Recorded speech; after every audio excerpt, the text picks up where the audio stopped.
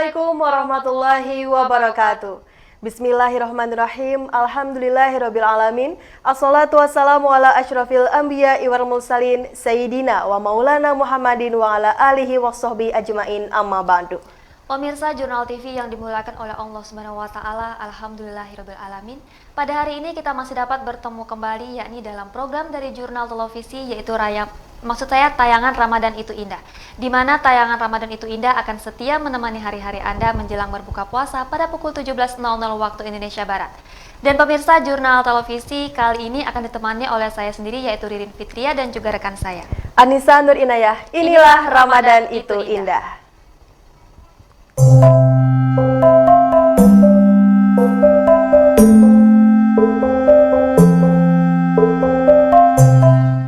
Ya pemirsa yang dimuliakan oleh Allah Subhanahu wa taala, alhamdulillah pada hari ini kita sudah memasuki hari ke-25 puasa. Betul. Nah, mudah-mudahan kita selalu diberikan kesehatan dan juga nikmat kesempatan untuk bisa berada di penghujung bulan Ramadan nanti. Nah, pemirsa, alhamdulillah pada sore hari ini telah hadir di studio bersama kita ada Abang Bakhtiar. Assalamualaikum, Bang. Waalaikumsalam warahmatullahi wabarakatuh. Ya, nah beliau adalah alumni dari LDK dan Inspirator Muda. Nah, mungkin nanti apa sih itu Inspirator Muda? Mungkin nanti bisa kita tanyakan lagi. Ya, Rin, tema kita pada hari ini apa, Rin? Nah, jadi tema kita hari ini adalah memaksimalkan Ramadan bersama Al-Qur'an. Iya, betul sekali. Iya, nah mungkin Abang sendiri bisa menjelaskan seputar tema tersebut, Bang, bagaimana gitu, Bang? Baik, terima kasih banyak atas kesempatannya. Alhamdulillahirabbil alamin. Wassalatu wassalamu ala asrofil anbiya wal mursalin Sayyidina maulana Muhammadin wa ala alihi washabbihi ajmain. Puji syukur kehadirat Allah Subhanahu wa taala pada sore hari ini masih memberikan kepada kita nikmat kesehatan, nikmat iman, sehingga kita bisa menjalankan puasa di bulan Ramadan dengan sebagaimana mestinya. Salat beserta salam semoga senantiasa terlimpah curahkan kepada junjungan kita baginda Nabi besar Muhammad sallallahu alaihi wasallam beserta keluarganya, sahabat-sahabatnya dan para pengikut beliau hingga yaumil kiamah. Amin ya rabbal alamin. Amin. Pada kesempatan ini kita akan sharing ya. Jadi sebenarnya saya di sini bukanlah ustadz gitu ya. Jadi kita masih dalam tahap belajar. Jadi kita sama-sama belajar. Intinya berbagi dengan hal-hal kebaikan. Pada kesempatan ini insya Allah kita akan membahas tentang memaksimalkan Ramadan bersama Al-Quran. Jadi jika kita melihat dari tema ini ada dua kosakata, yaitu ada memaksimalkan Ramadan dan bersama Al-Quran. Memaksimalkan Ramadan artinya adalah bagaimana kita menggunakan seluruh potensi yang ada pada diri kita, mungkin waktu kita, kesempatan kita, tenaga kita, untuk apa? Untuk beribadah di bulan suci Ramadan. Nah, memaksimalkan Ramadan ini apalagi dengan tema tadi bersama Al-Quran, idealnya kita sampaikan di awal Ramadan. Tetapi tidak masalah karena di dalam hal kebaikan tidak ada yang terlambat. Karena dalam kebaikan itu kita bisa melaksanakan kapan saja, di mana saja, selama kita niatnya karena Allah, insya Allah itu akan diterima oleh Allah Subhanahu Wa Taala dan dimudahkan segala urusannya. Jadi bagaimana kita memaksimalkan Ramadan kita, apalagi kalau tidak salah hari ini sudah ke-25 ya? Iya, betul. Ke-25 berarti sisa kurang lebih 4 sampai 5 hari ya. 4 sampai 5 hari lagi. Nah, di penghujung ini adalah 10 hari terakhir Ramadan atau dalam fadilahnya adalah itqum minan nar, dibebaskannya dari siksa api neraka. Dan 10 hari terakhir Ramadan ini adalah puncak dari bulan Ramadan itu sendiri. Karena di dalam bulan Ramadan itu ada satu malam yang lebih baik dibandingkan 1000 bulan, yaitu malam Lailatul Qadar. Nah, teman-teman semua, pemirsa sekalian, jadi bagaimana kita memaksimalkan Ramadan ini, apalagi di penghujung acara, di penghujung bulan suci Ramadan ini, dengan banyak sekali beramal, ya, tidak hanya membaca Quran, ibadah sholat kita dan lain sebagainya. Nah, berkaitan dengan Al-Quran, tentu kita sudah paham bahwa Al-Quran adalah kitab suci kita. Betul. Kitab yang diturunkan Allah sebagai panduan, pedoman agar kita menjadi manusia yang terarah, manusia yang bisa selamat di dunia dan di akhirat. Kenapa di dalam Ramadan ini berkaitan sekali dengan Al-Quran? Karena Ramadan itu sendiri disebut sebagai Syahrul Quran, sebagai bulannya Al-Quran. Karena di dalam bulan Ramadan Al-Quran diturunkan yang pertama, yaitu pada tanggal 17 Ramadan. Nah, bagaimana caranya kita memaksimalkan Ramadan kita dengan Al-Quran? Ialah dengan cara, kalau Ustadz Adi Hidayat menyebutkan ada 3 macam. Ada kiroah, ada tilawah, dan ada tahfidz. Kiroah artinya kita membaca saja, membaca. Lalu tilawah artinya kita membaca dan memahami isinya. Yang terakhir tahfidz, kita menghafalkannya. Nah, esensi dari esensi dari memaksimalkan Al-Quran ini, bagaimana kita melakukan kedekatan kita dengan Al-Quran, gitu ya. Jadi kita harus dekat dengan Al-Quran. Agar apa? Agar hidup kita menjadi mulia. Keutamaan Al-Quran di dalam sebuah hadis disebutkan, Sami'tu Abdullah bin Mas'udin yaqul qala Rasulullah sallallahu alaihi wasallam, "Man qara'a harfan min kitabillahi falahu bihi hasanatu wal hasanatu bi asri amsalihha la aqulu lam harfun walakin alifun harfun wa lamun harfun wa mimun harfun."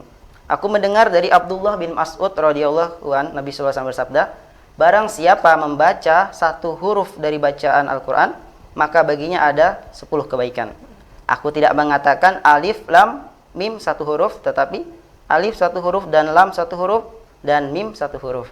Jadi berdasarkan hadis tadi, kita bisa mengetahui bahwa begitu banyak pahala membaca Al-Quran. Cukup kita mengucapkan alif, lam, mim saja itu pahalanya udah 30 kebaikan. Lalu bagaimana dengan mereka yang terbata-bata membacanya? Itu ada pahala khusus. Ada pahala khusus bagi mereka. Kalau kata Ustadz Adi Hidayat, dalam sebuah hadis juga disebutkan, itu 2 kali lipat. Yang pertama, pahala bacaan Qur'annya. Yang kedua, pahala karena dia mau membaca Al-Quran. Tapi, catatan untuk yang masih terbata-bata adalah bagaimana terus meningkatkan bacaannya, tajwidnya, ya. Ada makhrajal hurufnya, ya, panjang pendeknya dan lain sebagainya, agar bacaan kita diterima oleh Allah Subhanahu wa taala. Dan ada sebuah hadis disebutkan, khairukum man ta'allamal Qur'an wa 'allamahu. Sebaik-baik di antara kalian adalah orang yang belajar dan mengajarkan Al-Qur'an. Jadi kata sebaik-baik itu sudah mengatakan bahwa tidak ada yang lebih baik lagi. Dari antara manusia adalah orang yang belajar dan mengajarkan Al-Qur'an. Nah, dalam waktu 5 hari ke depan, mari sama-sama kita tingkatkan bacaan Al-Quran kita dengan cara tadi membaca, kiroah, tilawah, dan jika ada waktu lagi kita gunakan untuk menghafal surah-surah pendek atau ayat-ayat yang kita sukai, supaya ketika kita nanti kembali kepada Allah, kita ada ayat-ayat yang bisa kita jadikan dalil bahwa selama kita di dunia kita juga berusaha untuk menjaga kitabullah. Seperti itu. Terima kasih. Nah, tadi berkenaan dengan menghafal surah-surah pendek tuh, Bang. Iya, Nah, betul. berhubung Abang juga hafiz kan, nah ada nggak sih tips-tips untuk pemula gitu untuk menghafal surah-surah dari ayat suci Al-Quran, Bang? Ya, jadi dalam menghafalkan Al-Quran yang perlu kita pahami adalah keutamaannya terlebih dahulu. Kalau kita paham keutamaan menghafal Quran, insya Allah kita akan jauh lebih semangat, jauh lebih istilahnya lebih semangat untuk berjuang. Karena menghafal itu butuh proses yang panjang.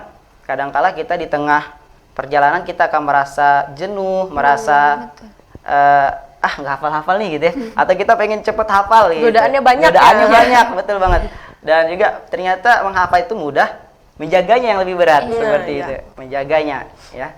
Jadi bagaimana tipsnya menghafal Al-Quran? Yang pertama kita luruskan niat. Kedua kita paham keutamaan dalam menghafal Al-Quran adalah dalam sebuah hadis dikatakan bahwa Allah Subhanahu wa taala memiliki ahli di muka bumi. Ahli itu istilahnya keluarga. Nah, siapakah mereka? Yaitu orang-orang yang dekat dengan Al-Quran. Nah, di sini ulama berpendapat adalah para hafiz Quran ataupun orang-orang yang selalu membaca dan mengamalkannya. Nah, jadi kalau kita paham seperti ini, bayangkan kalau saat ini kita dianggap sebagai hamba Allah, tapi Allah pengen mengangkat kita sebagai keluarganya. Kita lebih dekat dengan Allah. Nah, jadi bagaimana kita paham fadilah ini lalu kita berusaha untuk menghafal. Maka tips menghafalnya surah-surah pendek. Yang pertama, kita luruskan niat. Kedua, ada beberapa tipe orang biasanya. Orang tuh ada yang visual, ada yang auditory gitu ya. Jadi macam-macam. Jadi kita harus menemukan cara kita sendiri. Cara menghafal yang tepat gitu ya. Nah, betul. Ada yang menghafal menggunakan pendengaran, misalkan dengan menggunakan HP atau menggunakan MP3 gitu ya. karena itu biasanya lebih lengket.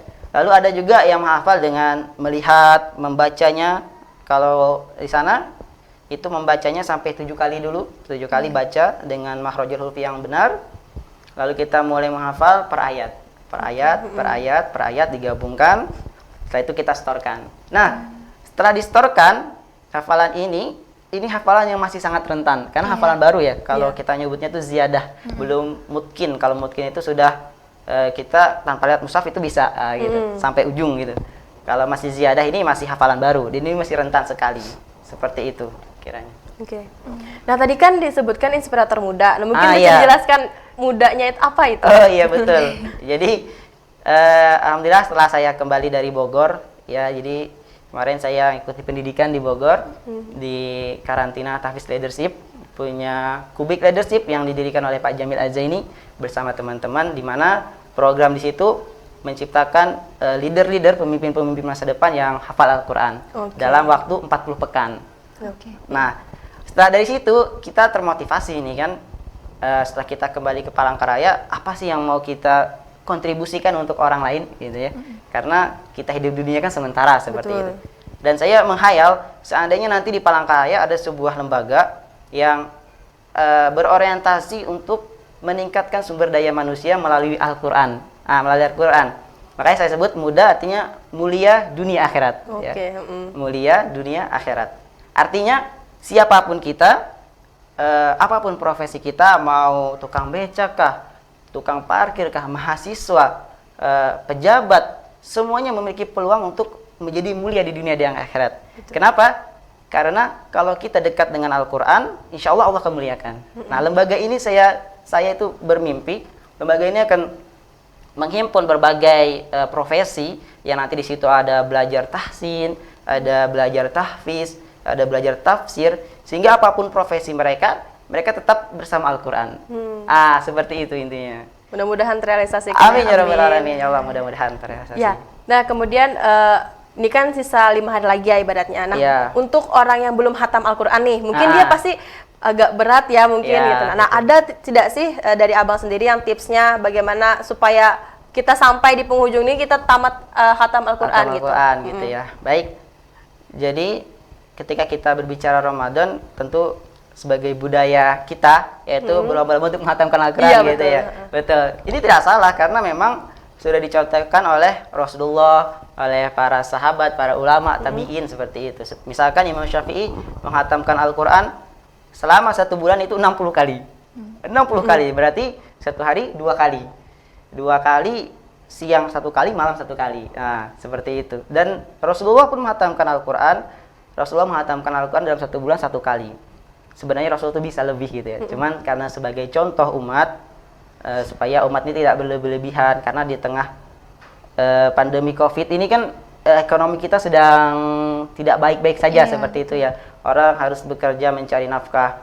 Nah, jadi ini catatan penting yang saya dapatkan dari Gus Baha, bahwa orang yang bekerja mencari nafkah untuk anak, untuk istri itu juga ibadah.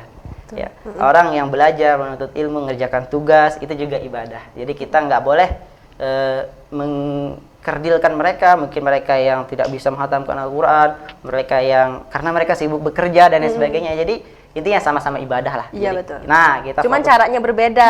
Caranya berbeda. Nah, jadi tipsnya pertama kita tentukan target sampai akhir, karena tadi disebutkan di 5 hari terakhir idealnya kita tingkatkan intensitas kita dengan Al-Quran. Mungkin yang sebelumnya kita sehari cuma dapat 3 lembar, kita naikkan jadi 5 lembar, jadi setengah juz gitu ya. Dan meskipun tidak hatam itu tidak masalah. Yang penting kita sudah berusaha. Nah, betul. Kita sudah berusaha meningkatkan bacaan kita, meningkatkan tilawah kita, kedekatan kita dengan Al-Quran. Insya Allah Allah akan mengerti seperti itu. Dan lebih bagus lagi kalau misalnya kita tidak hatam di Ramadan, kita bisa melanjutkan di bulan biasa seperti itu. Karena memang esensi dari bulan Ramadan itu harapannya kebiasaan apa yang di bulan Ramadan itu mampu dibawa keluar oleh bulan Ramadan. Iya, betul sekali. Ya kan? Ya mungkin di bulan Ramadan kita suka bersedekah, di luar juga harus sedekah. Ya, selain bulan Ramadan juga harus sedekah. Di bulan Ramadan juga harus sedekah seperti itu. Iya. Nah, Bang, oke. Siapa duluan nih? Oke, jangan lupa dulu ya. Mau tanya, untuk Abang sendiri sudah berapa juz hafalannya? Alhamdulillah, ini takut sama. Bukan sombong ya sebagai- pemirsa, cuma ingin menanyakan biar bisa memotivasi kami ini ya, gitu loh. ya, Pastabikul Khairat ya. Jadi ketika kita ikut karantina di sana itu programnya 8 bulan. Kita menghafalkan Al-Qur'an itu waktunya 1 hari, setengah hari untuk menghafal, setengah hari untuk belajar kepemimpinan seperti itu. Dan targetnya 30 juz, tapi 30 juz itu dalam tanda kutip ziyadah. Ziyadah tadi itu hafalan baru. Jadi hafalan baru itu kita hafal. Jadi targetnya 1 hari itu 4 halaman. Jadi kita hafalkan, storkan. Hafalkan, storkan. Dan alhamdulillah kalau saya pribadi baru selesai setoran 30 juz. Nah, kalau mutkinnya masih dalam proses untuk melancarkan. Karena dalam waktu 8 bulan itu kecuali orang yang memiliki otak jenius seperti itu ya. Jadi bisa yang hafal 30 juz langsung mutkin gitu, langsung lancar gitu. Seperti Ustaz Hadi Dayat gitu ya, hafal halamannya gitu. Tapi kalau orang biasa seperti saya, biasanya baru selesai 30 juz sebagai setoran. Nah, nanti di rumah kita lanjutkan dengan proses melancarkan hafalan serta murojaah seperti itu. Nah, Rin, silakan. Oke. Giliran gitu ya. Iya, Kak? giliran. Iya. Tadi Abang menjelaskan tentang pandemi gitu kan. Iya, betul. Seperti yang kita ketahui bahwasanya Ramadan bulan ini sangat berbeda dengan tahun kemarin gitu Iya, kan, Bang. betul. Nah, apa sih hikmah yang Abang dapat di bulan Ramadan saat ini di tengah pandemi, Bang? Oke. Jadi memang pertama tadi saya melihat ceramah Gus Bah. Saya suka sekali dengan ceramah beliau sebagai ulama aswaja yang begitu santun dalam menyikapi segala permasalahan. Beliau menyatakan bahwa ketika kita datang musibah, jangan sampai kita kufur terhadap nikmatnya Allah. Karena kalau kita melihat dalam umur kita, misalkan saya 22 tahun, itu selama 22 tahun banyak sekali nikmat yang Allah berikan. Lalu kita diuji sama Allah dengan mungkin 1 bulan, 2 bulan pandemi COVID ini, lalu kita kufur dengan nikmat Allah. Padahal nikmat Allah itu tidak ada bandingannya sama sekali dengan musibah yang datang hari ini. Iya, Ya. Jadi menyikapi hal ini tentu ini sebagai hal yang kita harus dewasa, tetap kita tingkatkan keimanan kita kepada Allah, dan hikmahnya adalah yang dulunya mungkin antara ayah, istri dan anak jarang berkumpul ya. Jadi tengah pandemi Covid ini bisa buka bersama bareng, bisa sahur bareng, bisa mungkin sholat tarawih bareng di rumah seperti itu. Jadi kalau kita mencari sisi baiknya itu sangat banyak.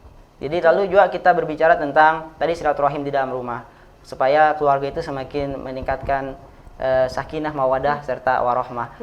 Belum lagi ketika kita berbicara tentang ekonomi bisnis yang semakin hari semakin maju, misalkan lewat online gitu ya. Jadi dulu belajarnya jualannya melalui offline, sekarang udah mulai belajar meningkatkan kapasitas diri melalui online, belajar online, jualan online dan lain sebagainya. Jadi dalam hal ini coba kita bikin respon positif, lalu kita membuat sikap positif, insya Allah semuanya akan terlihat baik-baik saja. Iya. Masya Allah.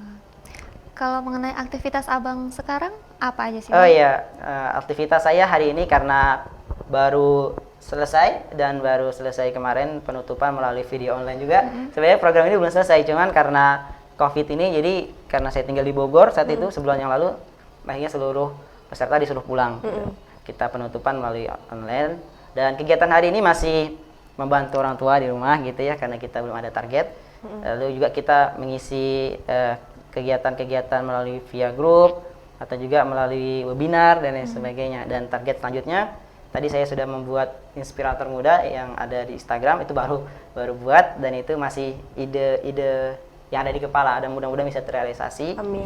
Dan target saya nanti ke depannya saya ingin melanjutkan pendidikan lagi di Jawa, mau ke pesantren lagi sebentar, mungkin sampai 8 bulan, nanti baru balik ke Palangkaraya, dan insya Allah di situ mulai berkecimpung di dunia pembangunan SDM tadi, seperti itu. Berapa menit lagi, Rin? Kita? Sekarang sudah pukul berapa ini? Belum ya? Ada lagi? Mungkin kurang sudah Kak. ya? Sudah. Oke, untuk ketika menghafal nih, tantangannya itu apa aja sih yang dirasakan oleh Abang iya, sendiri? Betul. Jadi dalam menghafal itu tantangannya itu sangat luar biasa. Dulu bahkan ketika kita tidak mencapai target, kita sering menangis gitu ya. Ya karena apa ya? Ternyata menghafal itu memang menghafal itu mudah. Tetapi jangan sampai menghafal itu kita jadikan susah lalu menjadi tekanan batin. Sehingga jadi menghafal itu mudah. Jadi jangan terlalu fokus kepada target waktu ya. Kalau menghafal itu kan beda-beda orang ya. Ada yang selesai dalam waktu sekian. Jadi jangan fokus kepada target waktu. Menghafallah karena Allah. Karena semakin lama kita menghafal, sebenarnya itu semakin banyak juga pahalanya gitu ya. Karena kalau kita semakin lama dengan Quran itu semakin baik, nggak ada yang buruk seperti itu. Terima kasih. Ya, baik, karena waktu kita telah tiba untuk berbuka puasa, jadi kita break sejenak untuk mendengarkan azan maghrib tanda berbuka puasa berikut ini.